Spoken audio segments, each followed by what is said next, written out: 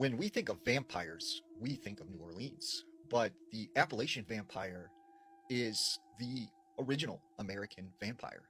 Now, what people don't understand is in the 1900s, there were Romanian immigrants who came to the Appalachian Mountains because it reminded them very much of the Carpathian Mountains.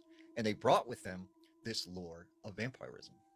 Now, this story comes out of Winston-Salem, North Carolina. There was a girl named Kira. Now, Kira said that she happened to be downtown one night with her friends and they were at this nightclub. She said, she was dancing, having a good time, when out of the corner of her eye, she spots this man standing by the bar. And she said he had this beautiful curly brown hair and he had bright blue eyes. And she said, he was just like almost perfect looking. Well, she said, when she was dancing with her friends and she was talking with them, all she could do was focus on this guy. Eventually, she said something was compelling her to go over and talk to him. So she walks over to this guy and she goes, "Hi, I'm Kira. How are you? Where are you from?" He doesn't say anything. She keeps trying to talk to him, but he's not speaking. So she goes, "You don't really talk that much." And this guy then proceeds to grab her hands. And she said when she felt his hands, they were ice cold. And as she looked upon his eyes, she said there was this blank stare. And she said it looked like he was empty inside. And right at that moment, she has this vision of a woman screaming, and this guy is chasing her. Well, all of a sudden, she kind of snaps out of it and she backs up a little bit and is kind of freaked out now. This guy looks at her and says, "What do you think of me?"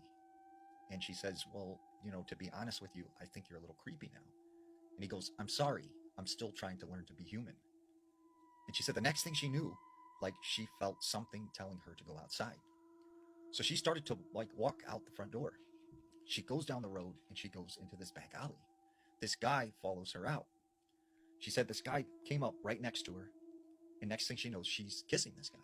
And she said it was getting very passionate when all of a sudden he starts getting very aggressive. And she said he was grabbing her arm so hard he could feel the nails going into her skin. And she said, at this point she became terrified and started freaking out when she hears her friends say, "Kara, like, are you all right? Is everything okay? Like, what's going on?" She turns, she takes off running to her friends. She's all frantic. And she says, "This man I met at the bar, like, he was trying to attack me out in the alley." Her friends just kind of look at her like she's crazy. And she's like, "What are you, you don't believe me? Like, there seriously was this guy." And they're like, "Kira, you were over by the bar alone. And you were talking to someone who there was no one there. And you walked out of the door alone. And you walked into the alley alone. Like, there was no one with you." And she's like, "No, what are you talking about? Like, he was there. He's real." And her friends are like, "Look, you've had too much to drink. We're going to take you back home so you can get some sleep." So she said she went home and she started to think, maybe it was me drinking too much. Like maybe I just imagined this. Until she goes into the bathroom and she sees these scratch marks on her arm. Now, this next story takes place in Atlanta, Georgia. There was this man named Marcus. Now, Marcus said that he grew up in sort of a bad part of Atlanta. And he said, he was in a lot of trouble and wasn't on the up and up. Well, he said this particular night, him and his group of friends, they're hanging outside of their house. They're listening to music. And he said it was probably about 11 o'clock. So that's when all of a sudden it just got eerily quiet. And he said the next thing he knows, they see this white guy walking down the block. They said just something seemed like really off with him, but also like this looked like a guy that wouldn't be in that neighborhood. So normally they would go up to him and they'd be like, "Hey, what are you doing in this part of town?" and call him out and stuff. But they said they felt like they were in some sort of trance. And this guy makes it all the way to the driveway.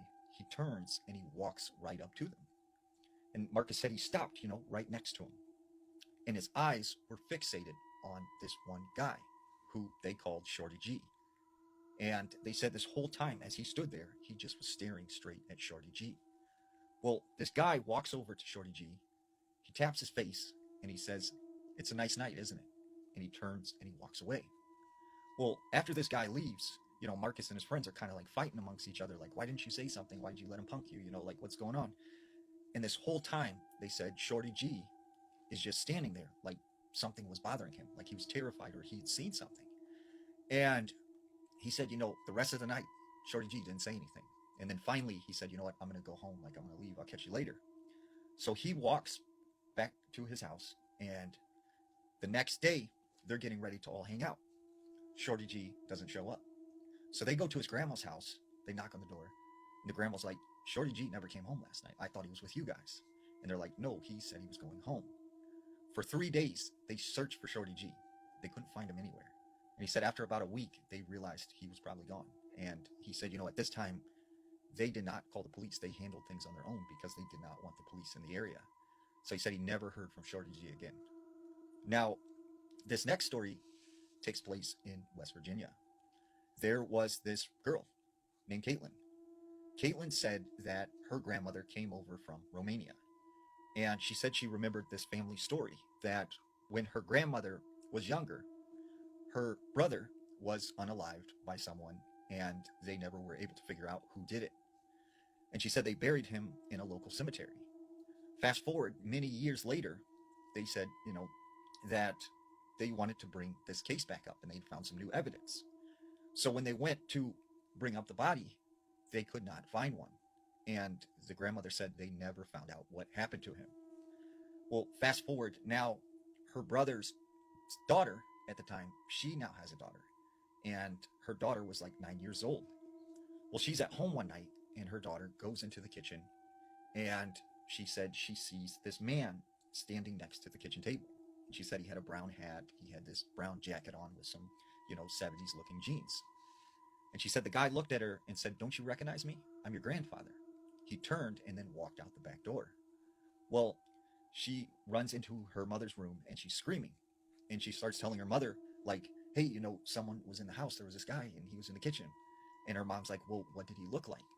She starts describing him and instantly she starts crying because she goes, that was my dad. That was your grandfather that you've seen.